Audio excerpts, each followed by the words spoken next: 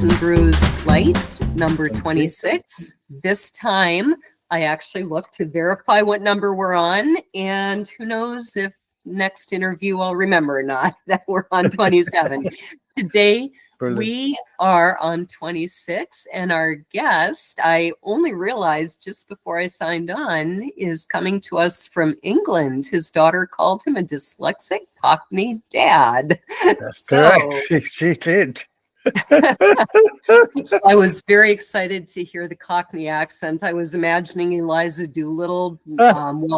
What's her name? Her name is not. Oh, it is Doolittle, right? It's Harry Higgins. Yeah. You don't sound quite like her. So no, I think that was the American version of a Cockney accent. Right. That's probably true. Although I know in the years since that was written, the American accent has actually changed. If you listen to TV and movies that were produced, say, in the 50s, there's something, I think it's called like the East Atlantic accent, something like that. It's different. And you can Google, was that actually real, or did those actors affect that? And apparently that was how real. People... Yeah, apparently it was real. So... Did they take actors from a certain area in America, though? Because I know in the UK, everyone spoke with the Queen's English. They wouldn't, back in the 50s and 60s, they wouldn't have used an accent like mine. Right. Yeah. And I think it was similar that actors tended to learn to speak that way if they didn't naturally. Right. But it was it was kind of the upper crust East Coast accent, I think, which is very different from, say, today's New York accent. So anyway, tell our audience a little bit about yourself. And do you have 2 books out right now? I do. I have 2 books out right now. I was born, brought up in East London, which is what, when I was born and brought up there, it's quite a rough area, very working class area near the Docklands, not quite Docklands in London. So that's where the Cockney comes from. Cockney comes from Docklanders using Cockney rhyming slang, so their bosses don't really understand what they're saying. So that's where it originated from. I was brought up with mum, dad, and 2 older brothers, and it was very loving family. And I went to the normal state school.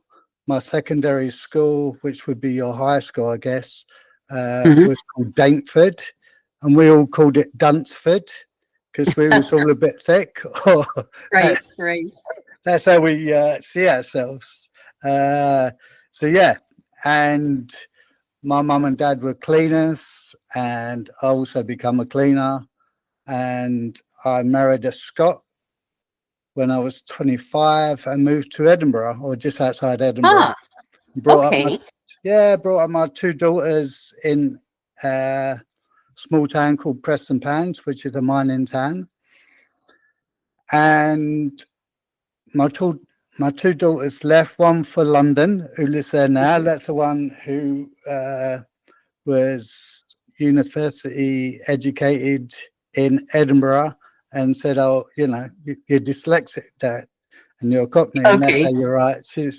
And my other daughter, she married an Italian, lives on a small island just off Naples. Oh, very interesting. Yeah. Okay. So even with just 2 of them, you're in 3 separate countries. Yeah, absolutely. That's wild. Yeah. It's so true. Yeah, we are. So we have a little WhatsApp group, and we contact every day, or most days. Great. Yeah, that's great. We're chatting. Yeah, it's nice. And so you're a writer, but most writers aren't living off their books. I'm assuming you have a day job?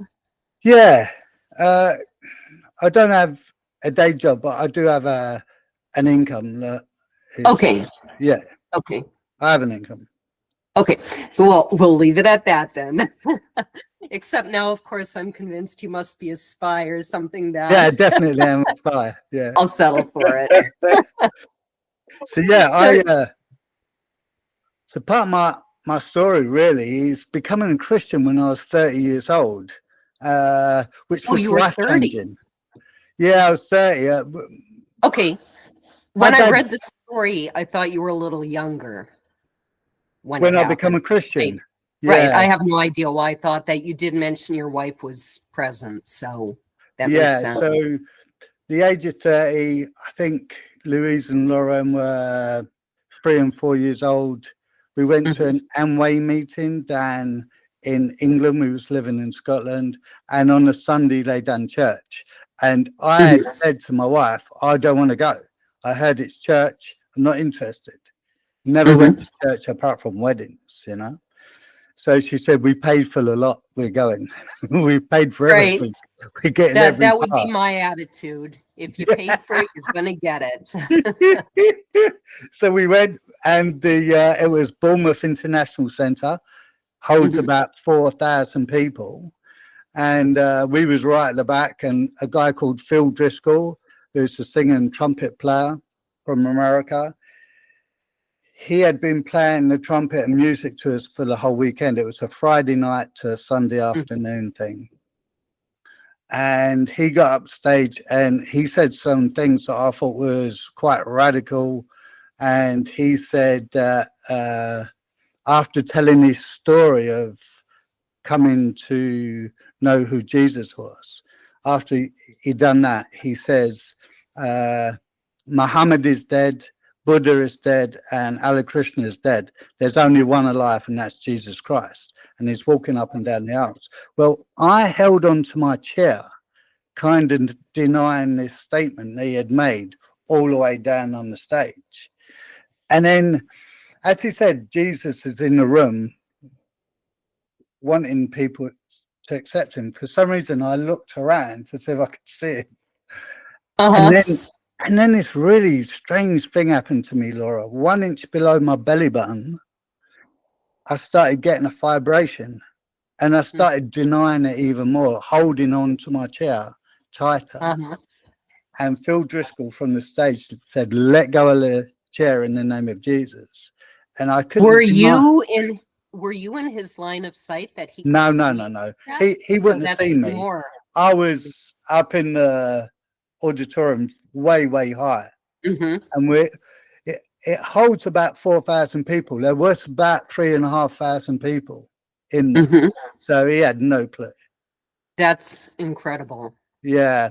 So I let go of the chair, and this feeling of energy and warmth just flowed through my body. And Mhm. I knew that was the Spirit of God in the name of Jesus coming through me. Now, I am curious, was there a reason that you very actively did not want to become a Christian or go to church, or was it just I never No, have, why would I? no, just my family didn't. I mean, my dad's still alive. He's 93. And if I asked him today, what's your opinion on Christianity or anything, he says, I'm an atheist. He said, which Mhm. means I don't believe in God. And Mhm. he's quite adamant about it even today. So we just didn't go to church. We weren't a church going family, which is, Right. yeah, it's quite normal over here in the UK. Much more so than in the States. And I think even here, people who don't go to church, they're not going to raise any eyebrows by any means. But from what I've heard of Europe, most of it is, apart from Poland, maybe, or maybe Hungary, Yeah, is there's a few just Catholic countries. Yeah, that's right. Spain, right. Italy. Hmm. Yeah, So tell us about your books, and do you have a copy to hold up? I do. I have You're prepared. The Death of Levi. It's my first one.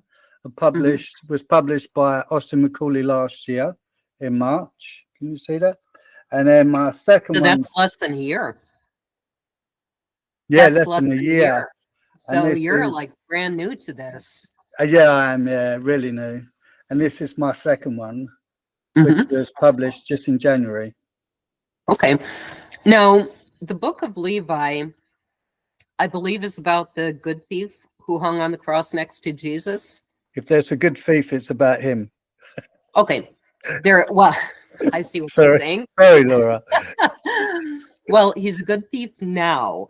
So I am curious. In my background is that I was raised Catholic, Okay. and kind of when I was supposed to get confirmed, I declined. I said no, thank you. In all Okay. these years, you didn't actually teach me what it is I'm confirming or agreeing to. And at the point I was supposed to say yes on my own, I had no clue what's the difference between Catholics, Methodists, Baptists. I Right. genuinely had no idea, because I grew up in a time when, frankly, the catechism was very, very poorly taught. And so I did some study on my own and did decide eventually that, yes, I am going to remain Catholic and make that confirmation. All of which actually does have to do with your book. In our tradition, and I would assume some other Christian traditions, but I could be wrong, the thieves are named Dismas and Gestas. Have you ever heard that? Yeah, that's right. That's Okay. right. Why did you choose to go with Levi? Because it's an easier name to remember. Okay. Okay. That makes Simple as that. sense. So Yeah.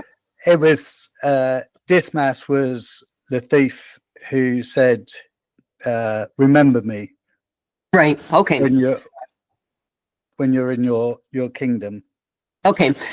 It just so happens that the recent poetry anthology that Gabriel Horn just put out, two of the poems in there are about Dismas and Gestas. Oh, So brilliant. it was kind of at the top of my mind anyway, since that book just came out and I just finished working on it. So Brilliant. tell us about the book. What inspired it? So my inspiration really comes from wanting the general public to know who Jesus really is. And I wrote some different books before that I've just scrapped for one reason or another. And then I just thought it'd be really interesting to do it from a thieves' point of view. Mm-hmm. And so Levi dies and sees his friend taken down to hell. Mm-hmm. And then he sees Jesus surrounded by angels. And then does his like high dive into hell. And then an angel grabs Levi's arm and starts taking him through space and time to heaven. And that's what, you know, and Levi gets to heaven and doesn't know why he's there. It's like, Uh-huh. I'm a thief. Like, Oh, interesting. he sees Even all though the, Jesus said, "You'll be in my kingdom, or yeah, you'll be in paradise yeah, with me," but he's still surprised to be there. absolutely. Why is he there? Why is he there with Abraham and Moses and David, Mm-hmm. all the patriarchs who he's like, they should be here, but I'm here as well. Why? Mm-hmm. And that's really what the book's about. Why is he there? Okay. That's fascinating. And I am curious, did you write this book because I believe he sees a lot of sort of visions and you talk about what's in the afterlife and so on. Did you base this on research, on like a personal vision you had yourself, anything like that? Or just No, completely here's what I think it might be. yeah, no. So what happened? I'm not a natural writer, Laura. Mhm. I was brought up a cleaner, so and I didn't have the best Quite a education. change. Mm-hmm. Yeah, so uh, so what happens for me is I sit down in front of the computer with the keyboard, Mm-hmm. and I imagine what's going on for my character, Mm-hmm. and I see it as a film in my mind, and then I Yep. write it, and I don't know And what's coming next.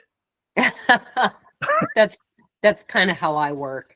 Is And it? so, yes, if I But was there's a going to freedom ask, to that, no? it's what? There's a freedom to that. There is, and you can also end up writing yourself into some very bad corners, Just delete them. which which I did.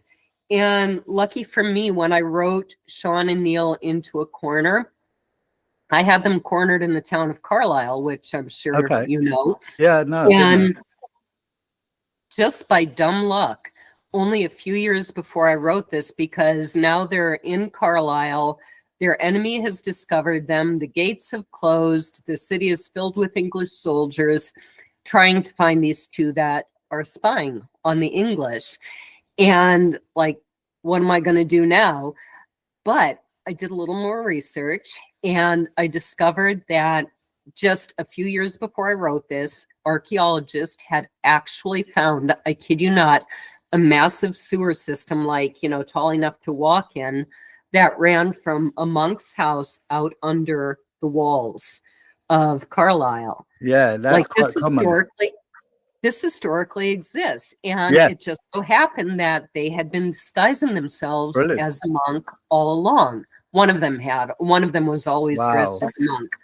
That's And great. so, of course, they were staying with the monks. And then it turns out that there actually is this medieval sewer beneath the monk's house. So history came to my rescue in an amazing way. Brilliant. But I do find that interesting, though. I think a lot of writers feel that they have to plot it out. Have you ever tried plotting? Or Yeah, I tried doing that. It doesn't work for me. I find it doesn't work for me because Sean and Neil do whatever they want anyway. Brilliant. So if I have this nice outline, I'll be writing and words will just come out of their mouths. And I'm like, that doesn't fit the outline. You've changed it up on me. Yeah.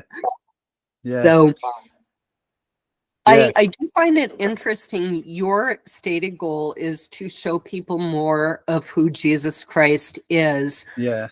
Some people are going to do that through preaching, through working at a soup kitchen. Why did you choose storytelling, and what's its benefit?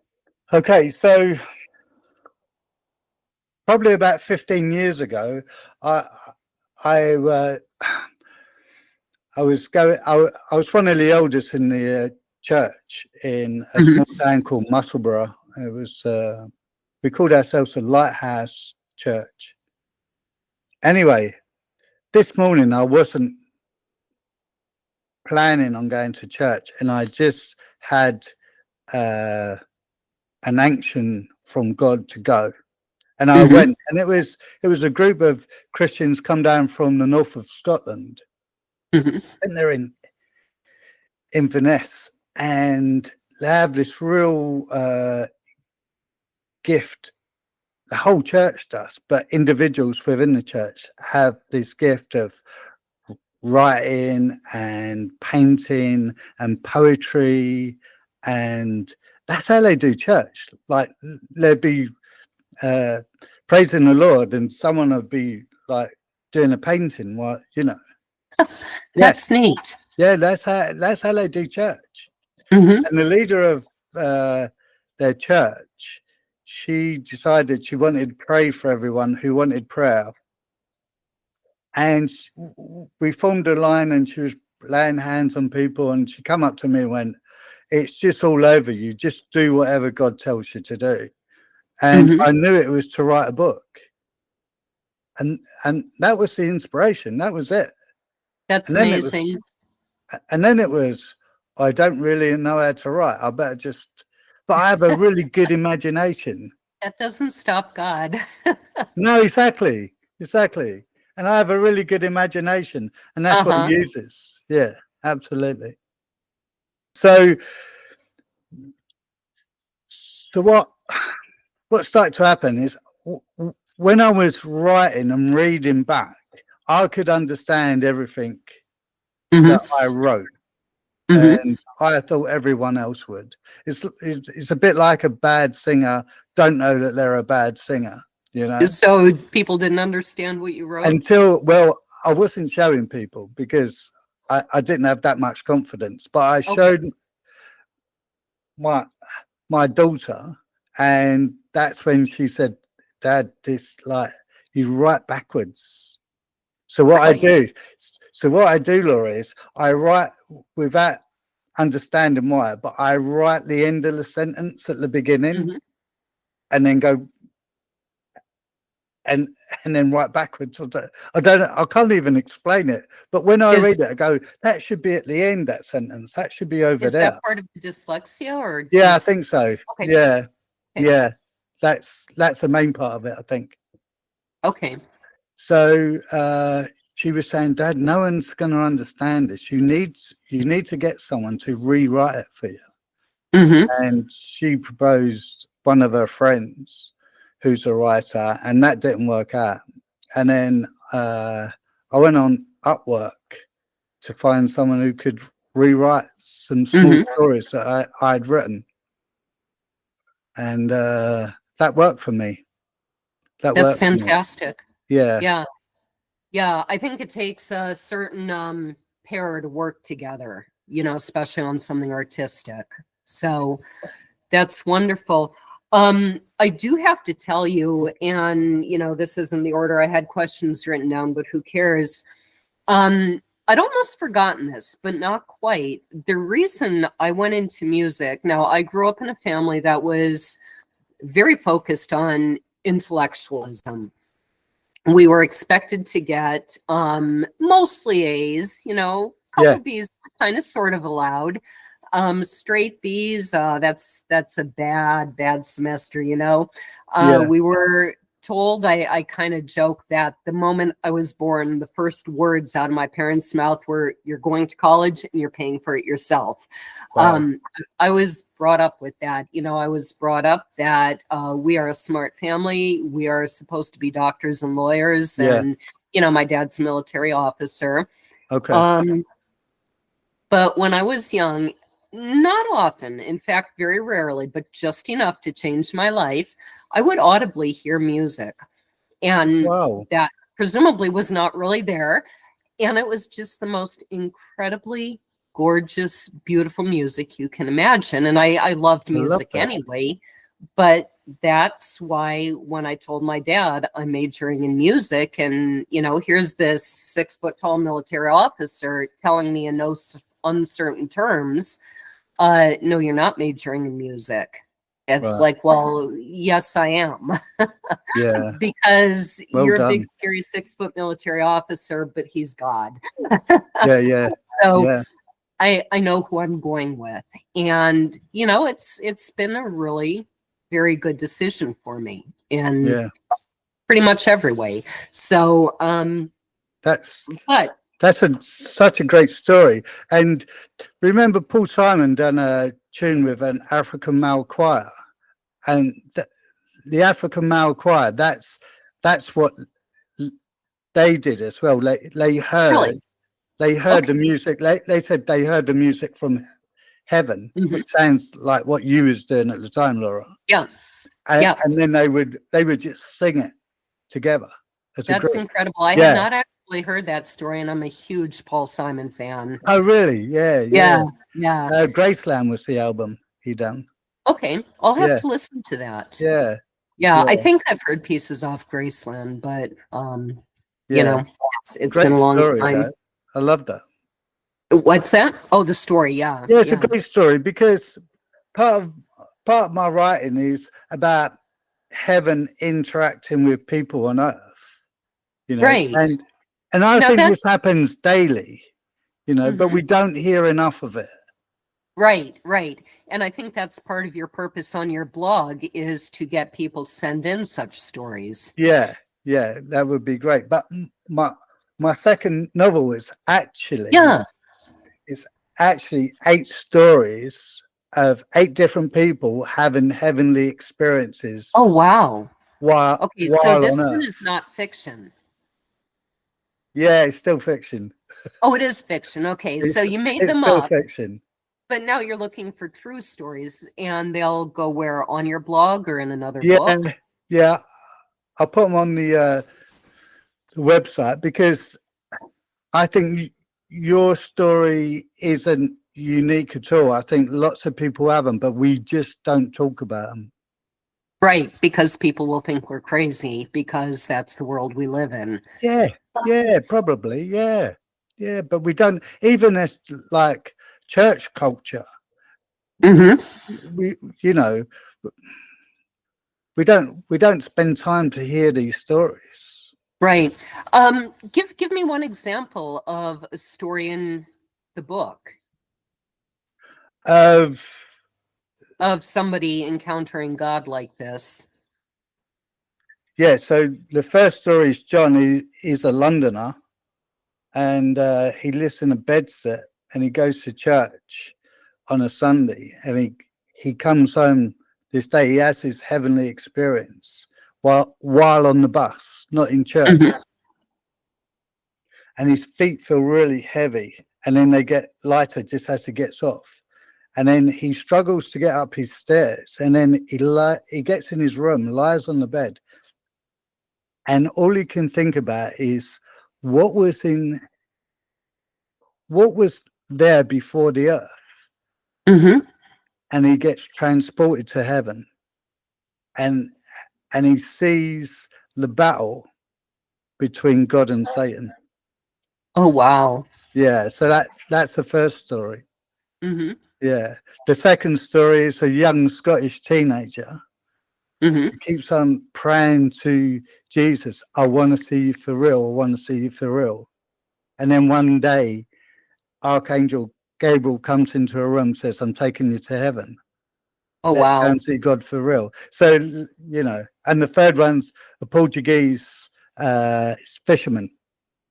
Mm-hmm. And Enoch comes to him on his boat while he's night fishing for sardines. So, Mm-hmm. yeah, these are the kind of stories I'm writing. Okay. What's the response been to them so far? Uh, Good response, but not much of a response. So the Okay. people who have read Okay. them love them, but It's hard as to you get your know, name out there so as an author. yeah, as an unknown author, there's Mm-hmm. 11,000 books being published per Right. day. Right. So unless Do you're you known, it's very right? difficult. You have a reading picked out to read for us. I do, Go ahead. as you asked. Okay, so it's from The Death of Levi, and it's the second chapter, or no, the second verse. Let me get my glasses, and I'll read a bit of it. Yeah. Go ahead. Cool. I was dead, suspended in the air on the cross. I looked over to my right, and I saw my companions. An army of evil spirits took my friend.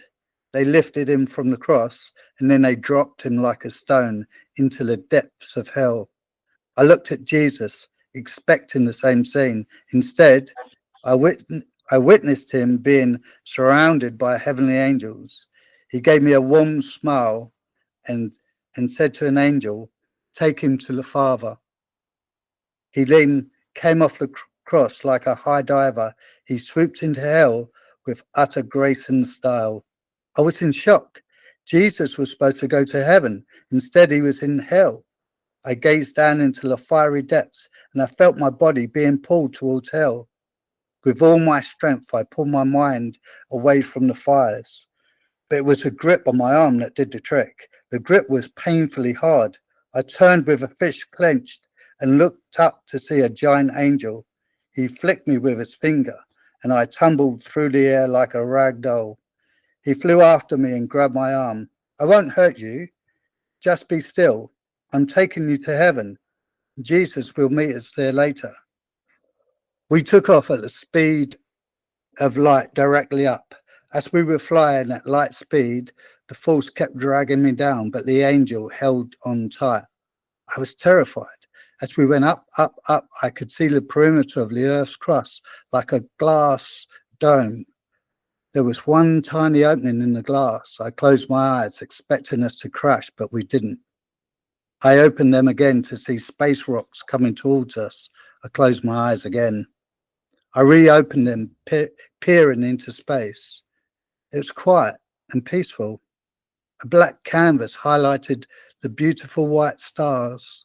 A golden escalator was beside us, carrying angels up and down the other side. I knew this was what our father Jacob had seen all those years ago. You are spirit now. That's why you can see Jacob's ladder, said the angel. He held my arm tight.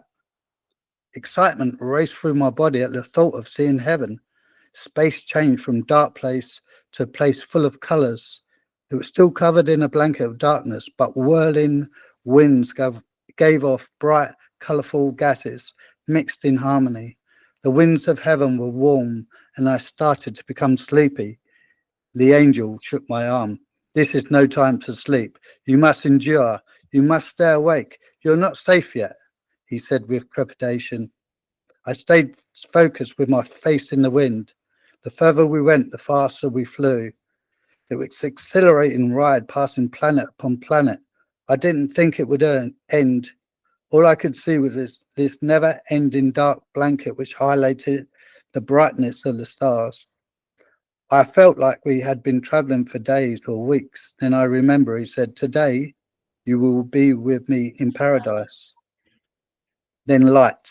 We'd broken through the darkness into light. My eyes were blinded by the white light. My heart pounded within me like a drum on the inner wall of my chest. Then slowly I began to see. The figured shapes of angels were almost the same colour as the light. Their shapes become sharper and more defined the longer I was there. Eventually, I could see thousands of angels going to and fro. We have entered the third heaven, said the angel, who still held my arm tighter than I would have liked. We were flying, but very slow pace now, and I took a closer look at my angel as he slowly closed his enormous wings. He looked just like a man, but a giant man. Just then, a group of 6 angels, about 6 foot tall, flew in front of us in a semicircle. Is that enough, or you want more? That's wonderful imagery. Yeah. Okay. I just have to ask, have you ever seen an angel? You know what? Not in the spirit realm, no, but Mhm. there's been 2 incidences in my life where there have been men who said hello and smiled, and Mhm. I've had the feeling that they were angels. One was when I was a kid with my friends, and this guy in with white hair, very tall, would just talk to us about how we're doing, and he would smile. Mhm. He knew all their names, which was really Uh-huh. strange. And he lived in this derelict building. Mhm. But we found out when we was 10, 11, 12, that kind of age. And we found out after the building was actually derelict. No one lived in the building at all. Oh, interesting. But we see him walk Yeah. in there, and we never see him again after that.